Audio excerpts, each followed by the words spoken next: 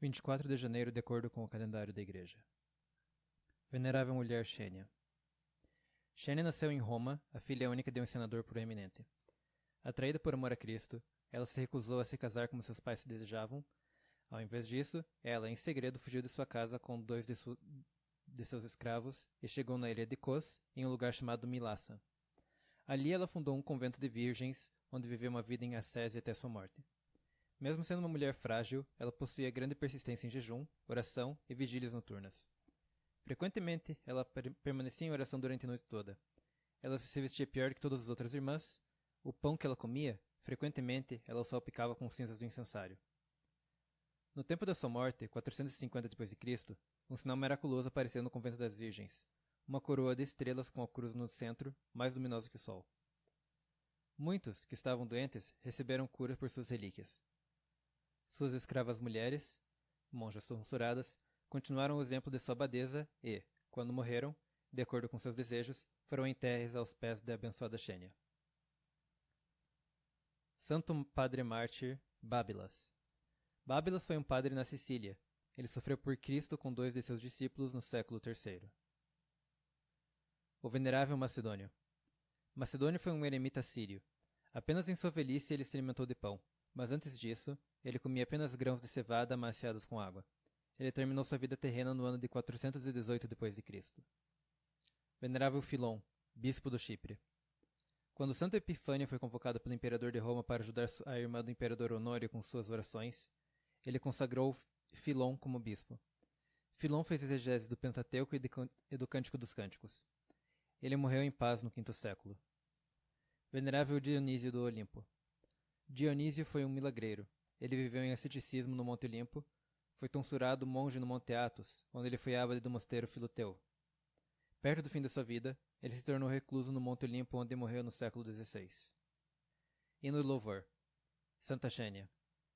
A Virgem Xênia, tanto como Agnes, ou as todas gloriosas Tecla ou Anastácia, não queriam estar amarradas a um homem físico, mas encontraram um esposo no Cristo imortal.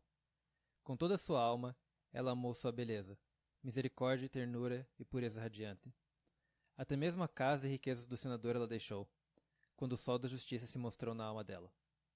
Alma, alma, alma, é a verdadeira esposa, e o corpo é miserável como a grama transitória. A esposa, sua alma, Xênia começou a adornar. Por muitas orações ela lavou e a alimentou, para que a esposa, sua alma, fosse uma aparição celestial, agradável e digna do esposo celeste. Os trabalhos de Santa Xênia foram agradáveis ao esposo, e muitos presentes maravilhosos a ela ele deu. Quando sua alma pura venceu a carne, em paz como um rei em uma cidade vencida, com a coroa da imortalidade o Senhor a coroou. À mansão da alegria eterna ele a conduziu. Lá, onde os anjos cantam hinos ao Criador, lá o Senhor recebe a sua esposa. Reflexão. Nos nossos dias, você normalmente ouve essas palavras de pais. Nós queremos assegurar a vida dos nossos filhos. Por isso eles trabalham diligentemente para adquirir dinheiro, muitas vezes injustamente, para educar seus filhos no chamado, vocação, que traz mais segurança física e benefício material. Isto é feito por aqueles que se chamam cristãos. Eles fazem isto porque seu conceito de uma vida e segurança de vida reais são errôneos. Veja como uma mãe cristã de verdade prepara seu filho para uma vida de verdade.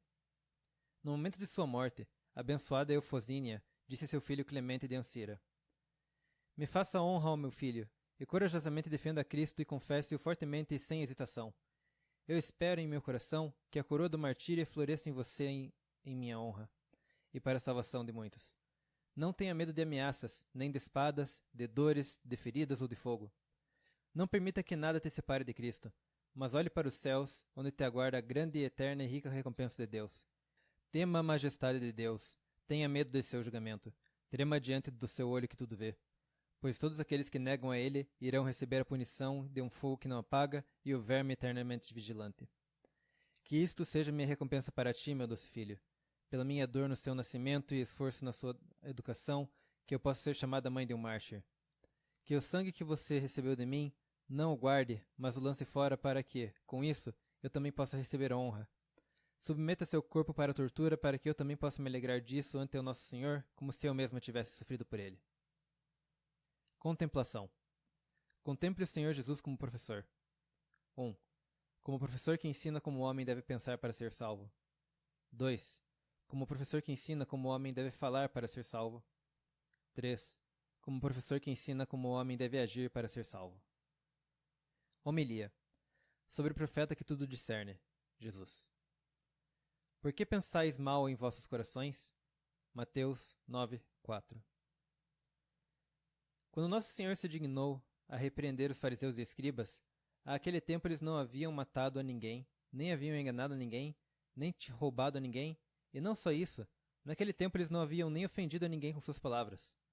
Por que então Nosso Senhor os admoestou quando eles não tinham cometido nenhum pecado com palavras nem ações? Por quê?